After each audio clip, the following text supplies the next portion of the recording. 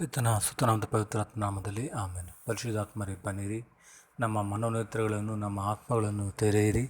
ಈ ದಿನ ನಾವು ಪ್ರಭುವಿನ ಹಾದಿಯಲ್ಲಿ ನಡೆಯುತ್ತಾ ಅವರಿನ ಆಶೀರ್ವಾದ ಭರಿತ ಮಕ್ಕಳಾಗುವಂತೆ ಭಾಳ ಕೃಪೆನ ನಮಗೆ ದಯಪಾಲಿಸಿರಿ. ಅವರ ಪರಿಶುದ್ಧವಾದ ಹೆಸರಿನಲ್ಲಿ ನಾವು ಪ್ರಾರ್ಥಿಸ್ತೇವೆ ತಂದೆಯೇ, ಆಮೇನ್. ಆತ್ಮೀಯ ಸಹೋದರ ಸಹೋದರರೇ, ಇಂದಿನ ಶುಭ ಸಂದೇಶದಲ್ಲಿ ಪ್ರಭು ಯೇಸು ಕ್ರಿಸ್ತರಿಂದ ಸೌಖ್ಯವನ್ನು ಸ್ವೀಕರಿಸಿದಂಥ 10 ಮಂದಿ ಆ ಕುಷ್ಠರೋಗಿಗಳಲ್ಲಿ ಒಬ್ಬರು ಮತ್ತೊಮ್ಮೆ ಹಿಂದಿರುಗಿ ಹೋಗಿ ಯೇಸುಗೆ ವಂದನೆಯನ್ನು ಸಲ್ಲಿಸುವಂಥ ಒಂದು ಘಟನೆಯನ್ನು ನಾವು ನೋಡುತ್ತೇವೆ. ನಮ್ಮ ಬದುಕಿನಲ್ಲಿ ಈ ಕ್ಷಣವರೆಗೂ ಪ್ರಭು ಅದೆಷ್ಟೋ ಅದ್ಭುತ ಕಾರ್ಯಗಳನ್ನು, ನಮ್ಮ ಕಣ್ಣಿಗೆ ಕಾಣದಂಥ ಶಕ್ತಿಗಳನ್ನು ಅವರು ಮಾಡಿದ್ದಾರೆ. ಈ ಬದುಕು, ಈ ಉಸಿರು, ನಮ್ಮ ಕುಟುಂಬ, ನಮ್ಮ ಕನಸು, ನಮ್ಮ ಕೆಲಸ ಕಾರ್ಯ ಎಲ್ಲವೂ ಸಹ ದೇವರು ನೀಡಿರುವ ದಾನವಾಗಿದೆ. ಆದ್ದರಿಂದ ನಮ್ಮ ಪ್ರಾರ್ಥನೆಯ ಸಮಯದಲ್ಲಿ ನಾವು ಕೃತಜ್ಞತಾ ಭಾವದಿಂದ ದೇವರಿಗೆ ನಾವು ವಂದನೆಯನ್ನು ಸಲ್ಲಿಸಬೇಕು.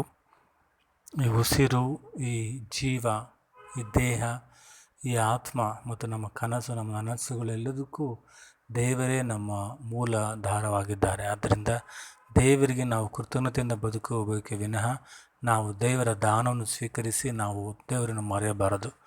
ದಾಸ ಶರಣರೊಬ್ಬರು ಹೀಗೆ ಹೇಳುತ್ತಾರೆ: ಇಳೆ ನಿಮ್ಮ ದಾನ, ಬೆಳೆ ನಿಮ್ಮ ದಾನ, ಸುಳಿದು ಬೀಸುವ ಗಾಳಿ ನಿಮ್ಮ ದಾನ, ನಿಮ್ಮ ದಾನವನ್ನುಂಡು ಅನ್ಯರ ಹೊಗಳುವವರ ನಾಯಿ ಕುನ್ನಿಗಳೆಂಬೆ ಎಂದು. ಆದ್ದರಿಂದ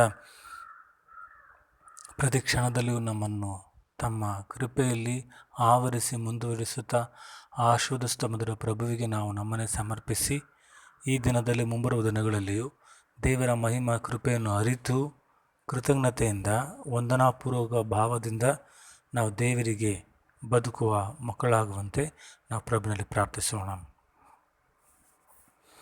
ನೀ ದಯವಾ ತೋರಿಸಿದೆ, ಸುಖ ಶಾಂತಿಯನ್ನು ತಂದುತಕ್ಕೆ ನಿನಗೆ ಕೃತಜ್ಞತೆಯು ದೇವಾ, ಧನ್ಯವಾದಗಳು. ಈ ಮನದಿ ನೀನಿರುವೆ, ಬಾಳಿಗೆ ಬೆಳಕು ನೀ ತೋರಿದೆ, ನಿನಗೆ ಕೃತಜ್ಞತೆಯು ದೇವಾ, ಧನ್ಯವಾದಗಳು. ಪಿತನಿಗೆ ಮಹಿಮೆ, ಸುತನಿಗೆ ಮಹಿಮೆ, ಆತ್ಮನಿಗೆ ಮಹಿಮೆ. ಹೌದು ಪ್ರಭೇಶ್ವೇ, ನಮ್ಮ ಬದುಕಿನ ಪ್ರತಿಯೊಂದು ಕ್ಷಣದಲ್ಲಿಯೂ ನೀವು ನಮ್ಮನ್ನು ನಿಮ್ಮ ಕೃಪೆಯಲ್ಲಿ ಆಶೀರ್ವದಿಸುತ್ತಾ ಹರಸುತ್ತಾ ಮುನ್ನಡೆಸುತ್ತಾ ಬಂದಿದ್ದೀರಿ. ಅದನ್ನು ಸಲ್ಲಿಸುತ್ತೇವೆ. ನಮ್ಮ ಕಣ್ಣಿಗೆ ಕಾಣದಂಥ ಎಷ್ಟೋ ಆಶೀರ್ವಾದಗಳು, ನಮ್ಮ ದೇಹಾರೋಗ್ಯ, ನಮ್ಮ ಕೆಲಸ, ನಮ್ಮ ಮಕ್ಕಳು, ನಮ್ಮ ಕುಟುಂಬ, ನಮ್ಮ ಸೌಖ್ಯ, ನಮ್ಮ ಶಕ್ತಿ, ನಮ್ಮ ಸಾಮರ್ಥ್ಯ, ದೇಹ ಎಲ್ಲದಕ್ಕೂ ನಾವು ಕೃತಜ್ಞತೆಯಿಂದ ನಾವು ಬದುಕುತ್ತಾ ನಿಮ್ಮ ಪವಿತ್ರ ಮಹಿಮೆಗೋಸ್ಕರ ಬಾಳುವ ಮಕ್ಕಳಾಗುವಂತೆ ನಮ್ಮನ್ನು ಆಶೀರ್ವದಿಸಬೇಕೆಂದು ನೀವು ಪರಿಶುದ್ಧವಾದ ಹೆಸರಲ್ಲಿ ನಾವು ಪ್ರಾರ್ಥಿಸ್ತೇವೆ ತಂದೆಯೇ, ಆಮೇಲೆ. ಪ್ರಭು ನಿಮ್ಮೊಡನಿರಲಿ.